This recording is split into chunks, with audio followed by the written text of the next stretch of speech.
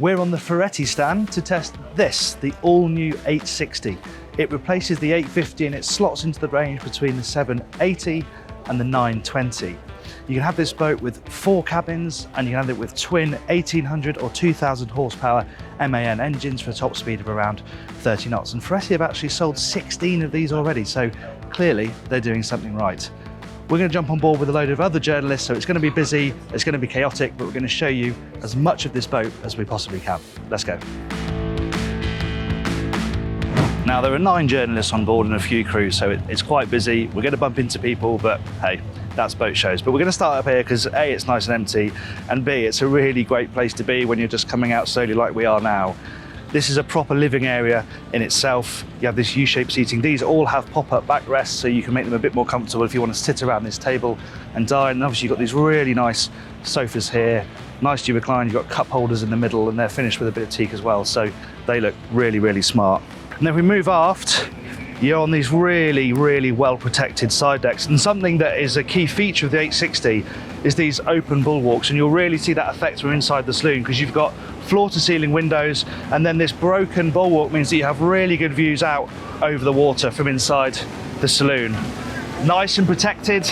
We've got good cover overhead as well, so you know you've got this really, really high bulwark too. So even though they're split, you've still got railings. You still look. This comes up to pretty much armpit level. It does feel nice and secure. You've got this covered section here as well. It's nice that they've got glass in here so that again the view isn't disturbed. And then one of the key things about the design of this boat is what they've done in the cockpit. So let's have a look at that. Yeah, so one of the key features about the 860 is the reorientation of this cockpit. So the benches aren't aligned facing into the boat. They're aligned along the centre line like this. So you have a really nice even view for everybody sitting around the table. Obviously that's helped by having the perspex transom as well. It's like inside, it's that connection to the water. You have the brakes in the bulwarks, you have the glass transom, just making sure you've got as good a view of your surroundings as possible when you're there having lunch out on the water. Up to the Flybridge while it's quiet. Let's make the most of it. It's a big one, and as you can see, it's pretty much open space back here, room for freestanding furniture. There's sun lounges on this one, but yeah, that's pretty much free for whatever you want to do with it. Hardtop overhead is standard, but there are some choices with the sunroof. This boat's got fixed glass. You can have a slatted sunroof, sort of opens up like this, so you can have a more traditional canvas roof that peels all the way back and gives you the biggest aperture. I think that's the best option, to be honest, because it makes it the most flexible space. Big table here on the port side. There's a cutout in the middle, so you can remove that, leaving a space in the middle so that people on the bench aren't trapped in when you're having lunch. And it's opposite this big split wet bar. So forward you have a grill, big grill, really nice size, hot plating grill there, really big, substantial, heavy lid. And then on this side, you have storage, cooling space, and the sink, which again is big, and a huge heavy lid. I hope to God there's somewhere to store that. Ah, there is. That just slots in there, because that is a big piece that you do not want flapping around. And then you have your sink there, pop-up tap. All you need up here to serve guests during the day. Forward, of course, you have a helm station, and then just a nice big swathe of sunbathing space. This little fiddled area here with a drain, you can put phones in there, loose items down there, there's cup holders. Just a nice place to chill out in the shade of the hardtop. Well, this really is first impressions. First time I've sat at the helm of this boat. She's got 2,000 horsepower, as I said, twin MAN diesels. See what she can do. That's 10 knots, and that's a combined fuel usage of 200 litres an hour, but obviously stay at that speed if you want to try and conserve fuel, but she will top 30 knots, so amazingly, given the heft of this boat, you can really get a bit of a move on. You may be able to tell already it's quite blustery. You haven't got a huge amount of protection up here. There is no windscreen to speak of, so it's quite blowy. That said, for a Ferretti, there is quite a lot of adjustment in this helm, because usually you just get a fixed bench, but now you've got split seats, you've got a bolster function. I'm just sitting, as you can see, slightly perched on the edge of this seat, but it's certainly a very commanding driving position with the screens nice and close to you. Everything is within easy reach, and you can look at all the dials really comfortably. Now this has got a Zenta hydro electronic steering system, so the steering is incredibly light. It's twin shaft drives, twin rudders, but much like your car, the wheel self-centers, so the boat brings itself back to the straight and narrow, which for a boat does take a little bit of getting used to. It's much like when you're spinning out of a junction on your car, you let the wheel run back through your hands. It's quite an odd sensation of something of this size, but actually it works really nicely, and for something this big, it's actually remarkably agile. The turning circle is really quite neat. It doesn't just ponderously wander about, it does turn around really quite nicely.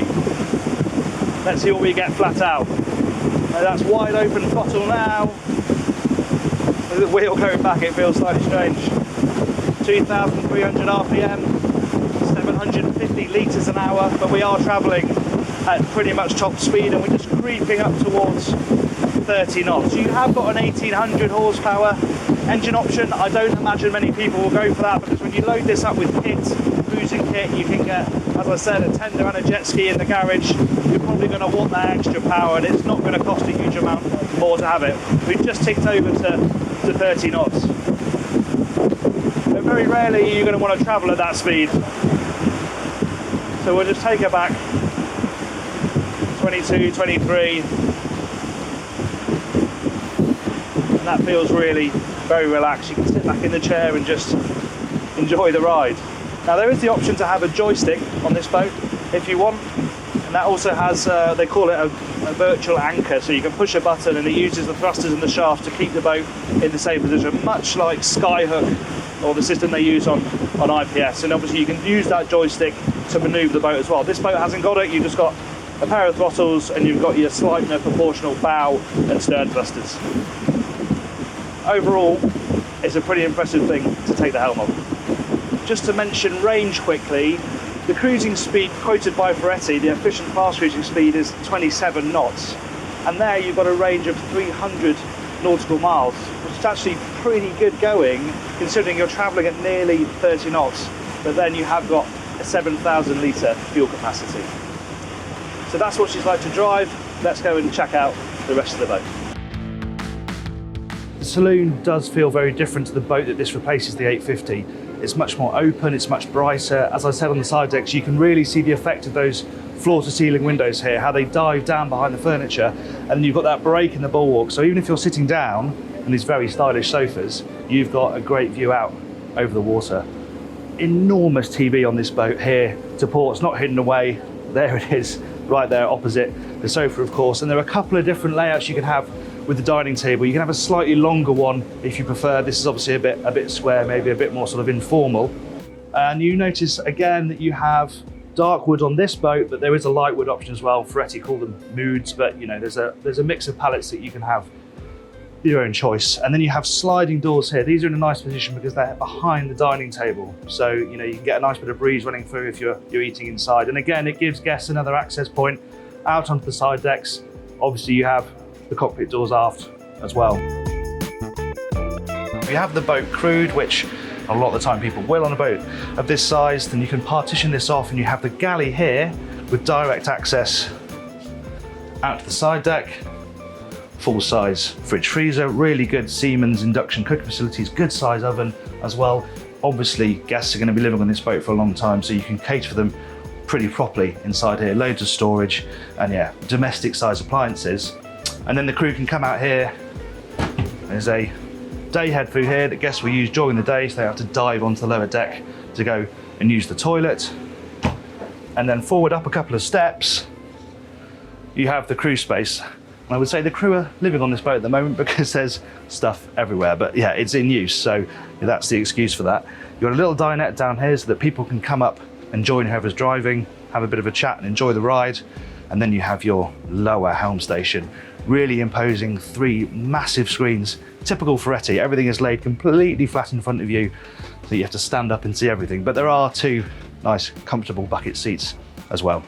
And the last area of this more crew-focused space is, of course, the sleeping quarters. Now, the crew are on board, so it's locked up and we won't intrude, but just to give you an idea of, you know, the space down here and where it is on the boat, we're right forward here, so the crew space isn't aft like it often is on boats this size. It's right forward. You've got 2 cabins, a bathroom, and that's your lot. And then you're on the lower deck where you find all the accommodation, obviously, starting with this, the master cabin. It's full beam, and one of the changes again over the 850 is that its bathroom used to be tucked in a corner. On this boat, the bathroom runs almost the full width behind the bed. Not only does that give you a bigger bathroom, but it's another level of insulation between the bed and the machinery space, which is back that way. And as you can tell, we're running at the moment, and sound levels are actually still pretty contained, considering there's 4,000 horsepower just through that bulkhead. This is a lovely space, plenty of headroom, flat floor, nice big bed, another enormous television, and a separate walk-in wardrobe just over to that side. If we keep walking through, you can get a feel for the layout of the rest of the accommodation. Big mirrored wall on this side, and then you get to the guest cabins. So here to starboard you have a double with an ensuite. Again, that's a really nice size, good size bathroom, very luxurious cabin, that one. Then there's a twin on this side. Again, it's a slightly smaller cabin, but you've still got that same level of headroom. It also has its own bathroom, slightly more compact, but it still has a separate shower cubicle. Still a very nice space. And then moving forward, you are in the VIP cabin. Now this is an interesting layout in and of itself, because you're a couple of steps up, and then actually you don't have the bed at the forward end like you would ordinarily in a VIP. It's actually coming across the centre line with the bathroom on this side, but it does feel like you get a bit more space in here using that layout. You can walk all the way around the bed. There are no level changes in and out of the bed. Again, headroom's great. You've got a bureau, you've got a full height hanging wardrobe, and a really nice size ensuite. Now, one change you can make is in the master cabin, you can have a cinema room with no bed in it, just a big sofa, place to chill out if you don't want that full beam master. It's about 30 degrees here in Cannes, but because the blowers in this engine room are so efficient, it's pretty much the coolest place on the boat. It's amazing. I mean, this is a really good engine space. As you can see, access through the cockpit, down the ladder, and then full standing room, certainly here in the middle.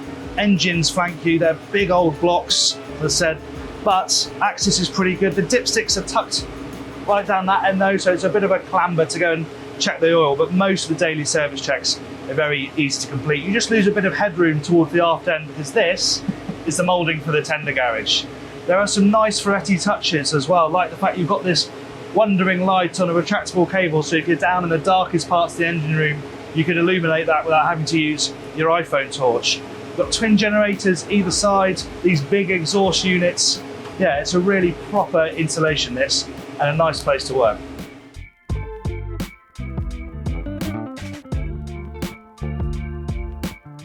So there you have it, a bit smash and grab, but hopefully that's given you a feel of what the Ferretti 860 is like. I do hope you enjoyed this video. If you did, please give it a like, and remember to subscribe and hit the bell icon so you're notified every time we upload a new video.